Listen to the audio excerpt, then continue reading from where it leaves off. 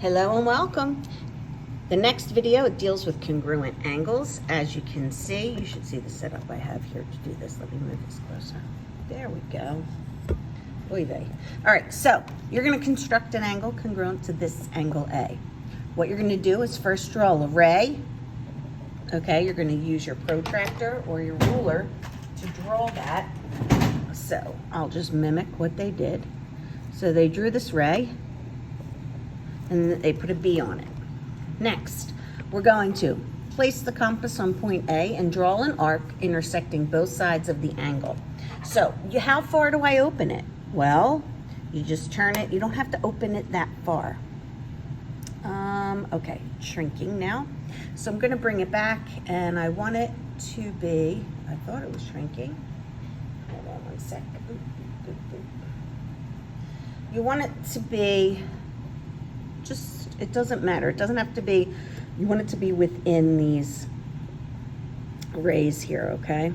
So you're gonna take the pointy part and put it on point A, and then you're gonna take look how nice I did that. And you're gonna draw an arc. You're gonna keep it the same distance, and you're gonna do the same here, okay? Draw the arc up.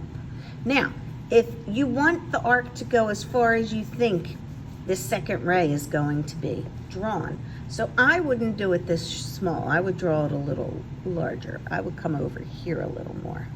I'm so good at this. You can just hold the top and twist it. Sometimes that's easier. Okay, there we go. Now, why did I do that? Because what I want to do is, the next is, you're going to label the intersection as C, D, and E coming along. So that's what they did. This first arc I drew, they labeled it C, D, and this arc over here, they labeled E. You can pick any three letters when you do it on your own. Next, they want to set the radius of the compass to the length of C to D. So how wide did this open from C to D? So you are going to put the point on C, and you're going to put the lead on D. After you find that width, which I have C to D right here, place the compass point on E. So I put the point on E, and then I draw my arc. Oops, came off. So good at this. Putting pressure on the point, I draw an arc. The idea is you're going to make a crisscross here to make a point. And this point, place the compass on point E and draw an intersecting the previous arc, so that's here. Label the intersection F. And then you're going to draw ray BF through that point F. Okay?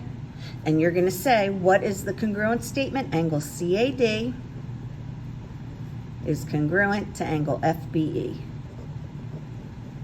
Let's try it with this one. Angle P. They want me to draw a congruent angle to angle P. First, what are you going to do? Go back up. First, you're going to draw your ray. Pick any letters you want. I'll label it M. Doesn't matter. Next, you're going to open your compass. Just not far, but just enough to draw an arc here on P. Let me put the point on P. And make it cross over. And then you're going to do the same here. You're going to put the point on M, and you're going to draw your arc. Okay? You're going to label this intersection, and this intersection. Any three letters you want. S, T, and C I picked. Now, I need to draw a point up here in order to draw the ray through it. So what you're going to do is, how wide did this open from S to T?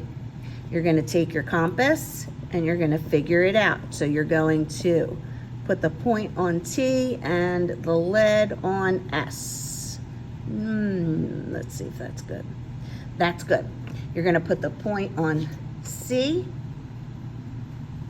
and you're going to use the lead, and you're going to draw an arc here. Where this intersects is mimicking exactly where S intersects. So I will pick H as my third point.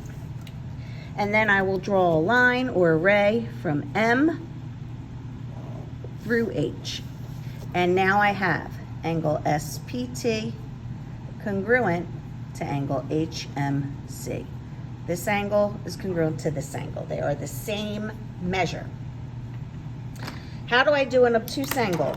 Well, you open up your compass. Doesn't have to be too much, just a little bit there. Okay, and you draw, oops, nope, first I lied. What do we do?